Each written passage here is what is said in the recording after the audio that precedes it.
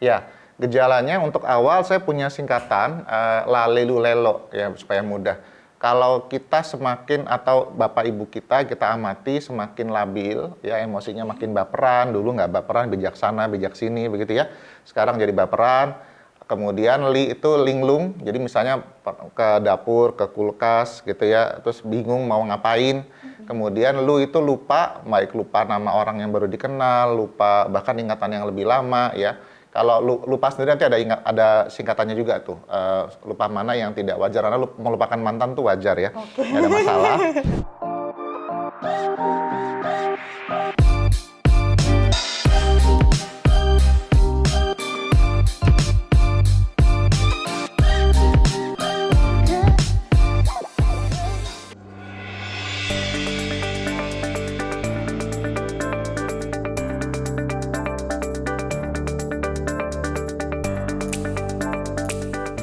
Halo sahabat RSUI, berjumpa lagi dengan saya Latifa dalam video kali ini.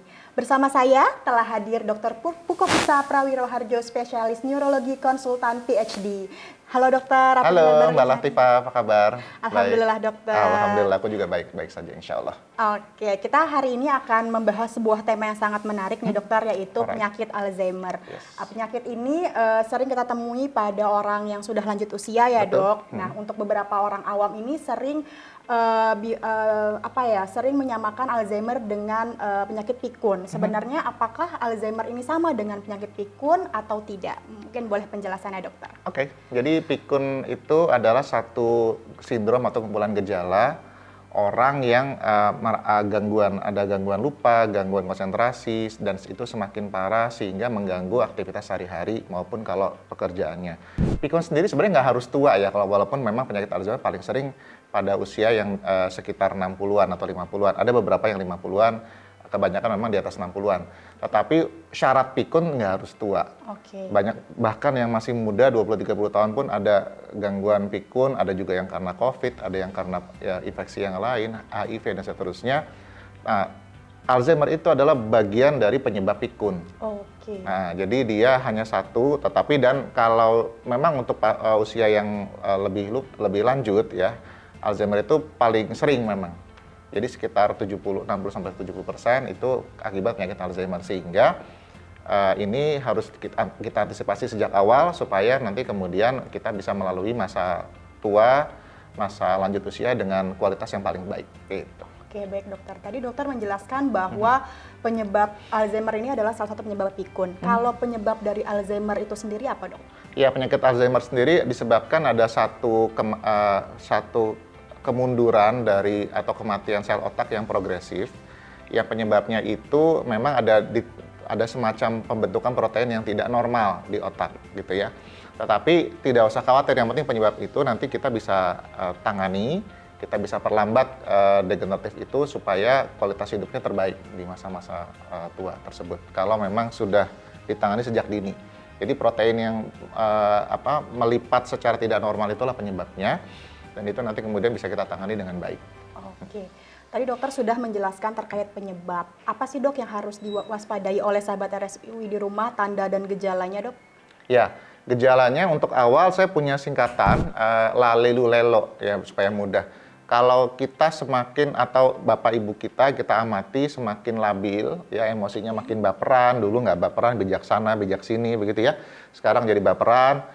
Kemudian li itu linglung, jadi misalnya ke dapur, ke kulkas gitu ya, terus bingung mau ngapain. Kemudian lu itu lupa, baik lupa nama orang yang baru dikenal, lupa bahkan ingatan yang lebih lama ya.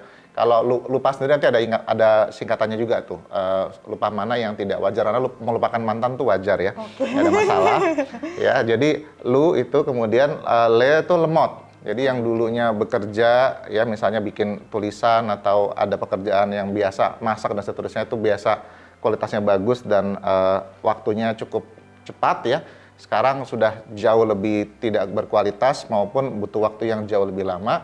Dan lo itu logikanya menurun ya, jadi mulai nggak nyambung ngomongnya, ditanya A, ngalor ngidul ke B dan seterusnya. Nah, lo sendiri ada singkatannya sesuai visa. Itu lupa yang semakin sering itu udah nggak wajar. Misalnya udah ketinggalan barang, lupa naruh barang, dulu cuma sekali seminggu mungkin kita panik nyari dompet, tapi sekarang hampir tiap hari misalnya semakin sering seperti itu, sudah harus diwaspadai. Kemudian itu semakin sukar nyari ingatannya, misalnya kita nyari dompet tadi yang hilang, kalau dulu ya paling kalau nggak di dekat kasur ya sebelah kasur gitu ya, nggak jauh dari situ, tapi sekarang sudah sampai masuk rumah tetangga misalnya gitu ya. Kemudian AI itu aktivitas ibadahnya juga menurun kualitasnya, ya, jadi rupa rokar sholat dan seterusnya. Aktivitas juga misalnya kalau mengerjakan pekerjaan sehari-hari kalau masih bekerja, atau kalau sudah pensiunan misalnya yang biasa masak, biasa ngepel, biasa ngurus rumah tangga itu jadi menurun kualitasnya ya. Kemudian V itu variasinya meningkat, jadi dulu cuma lupa barang, sekarang jadi lupa ingatan lama gitu ya, lupa nama yang dikenal, lupa janji sama cucu dan seterusnya. I itu informasi yang lama, jadi kalau udah informasi yang lama itu biasanya ada masalah tuh, karena kita biasanya akan sulit untuk kehilangan informasi yang lama. Misalnya ditanya dulu pernah tinggal di mana, SD di mana, seterusnya tuh sampai jadi nggak tahu ya, atau keluarga yang sudah lama dikenal jadi nggak ingat siapa gitu ya, padahal keluarganya dekat, misalnya pamannya dan seterusnya. Variasi, I informasi lama, SA itu menyiksa, jadi yang betul-betul ada dampaknya, misalnya hilang barang waktu naik gokar, terus kemudian ketinggalan barang misalnya, atau dia nyaris kebakaran rumahnya karena lupa matiin kompor gitu. Oke, luar biasa dokter. Lali Lulelo dan Jadi, sesuai visa. Sesuai visa Iya. itu adalah tanda gejala yang bisa dipahami oleh sahabat RSUI di rumah ya. Yes. Oke dok, tadi kita udah ngomongin terkait tanda dan gejala. Gimana sih dok pengobatan terkait penyakit Alzheimer ini? Iya, pengobatannya udah ada kok. Jadi artinya di dunia ini udah menemukan obatnya, dan kita bisa memberikan bahkan sebelum gejala itu muncul. Oke. Jadi kita tahu ada beberapa Alzheimer itu yang sifatnya itu turunan, atau kita lebih beresiko kena Alzheimer kalau kita punya bapak, nenek, atau kakek yang mengalami Alzheimer ya, bapak, ibu, nenek, kakek yang mengalami Alzheimer. Nah, kita sekarang bahkan sudah bisa screening genetik ya, apakah kita mewariskan gen tertentu dari orang tua atau kakek nenek kita terhadap penyakit itu. Kalau itu ada, itu bahkan di umur-umur muda, 30, nanti kita bisa deteksi apakah sudah mulai ada pelipatan protein tadi yang sebagai penyebabnya itu sudah mulai terjadi atau belum. Kalau sudah ada, itu bahkan sudah ada obatnya ya, untuk bahkan gejalanya itu belum muncul, kita bisa berikan obatnya. Jadi sekarang sudah sedemikian maju untuk mencegah penyakit Alzheimer itu menjadi muncul dan memberat gitu. Pun kalau misalnya kebetulan kita datangnya sudah agak telat karena sudah muncul gejalanya, bahkan gejalanya udah cenderung sedang berat, kita juga bisa banyak dengan obat-obatan tertentu, termasuk terapi-terapi kognitif ya, membuat modul-modul terapi bersama, grup terapi yang sifatnya adalah mencegah kecepatan penurunannya itu kita perlambat gitu, kita rem. Ibaratnya kalau orang jatuh dari ketinggian gitu, kita rem gitu, kita tarik, kita rem supaya dia nggak jatuh beneran, masuk jurangnya itu nggak cepat gitu. Nah, itu yang kita bisa banyak lakukan. Intinya di etapa manapun, di fase manapun, baik itu belum mulai gejala sampai kemudian sudah demensianya tingkatnya berat, kami dari kedokteran itu sudah bisa membantu Bapak Ibu sekalian. Yang penting adalah datang, dan datangnya sedini mungkin. Kalau sudah berat, terus terang aja, misalnya kalau udah pipis sembarangan, udah mencak-mencak di rumah, nggak akan banyak yang bisa kita lakukan. Mungkin banyak bisa kita bantu, tetapi tidak, ya ruang geraknya itu susah karena otaknya sudah begitu banyak yang mati selnya. Tetapi kalau datang sedini mungkin, baru mulai sering lupa, baru mulai sering lemot, sudah datang, kita akan banyak punya ruang untuk membantu Bapak Ibu sekalian. Gitu. Oke, luar biasa sekali Dokter Pukofisa. Jadi itu ya sahabat RSUI bahwa kalau udah ada tanda gejala kayak lupa, segera konsultasi ke dokter. Yes, seperti betul. itu ya dok. Terakhir nih dok, apa sih dok pencegahan dari penyakit Alzheimer? Oke, pencegahan pertama adalah kalau kita punya keturunan Alzheimer itu penting. Itu untuk tahu, dan kemudian deteksi genetik itu bisa dari awal. Yang kedua adalah memang ada beberapa faktor risiko penyakit Alzheimer itu muncul ya. Misalnya ada darah tinggi, ada gula. Kalau punya masalah itu ya beresin. Pastikan kontrol rutin, jangan terpengaruh hoax yang mengatakan obat itu membuat sakit ginjal dan seterusnya sehingga kita makan obatnya nggak benar. Ya, ikuti kata dokter, jangan ikuti kata tetangga yang bukan dokter. ya. Jadi dengarkan dokternya minta kita untuk kontrol tensinya, kontrol gulanya, lakukan dengan baik. Kalau kita bisa kendalikan faktor risiko itu, hipertensi, gula, kolesterol, asam urat, kemudian ada nyeri-nyeri ya di banyak tempat, itu juga bisa jadi itu migrain juga begitu bisa.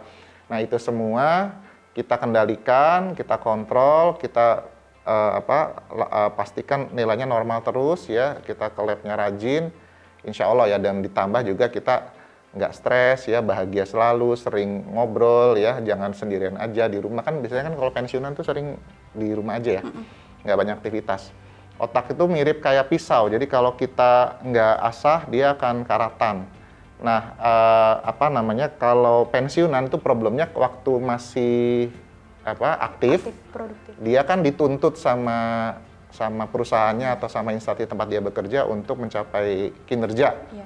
Berarti kan dia mikir tuh, gimana caranya mencapai target dan seterusnya tuh ada mikirnya.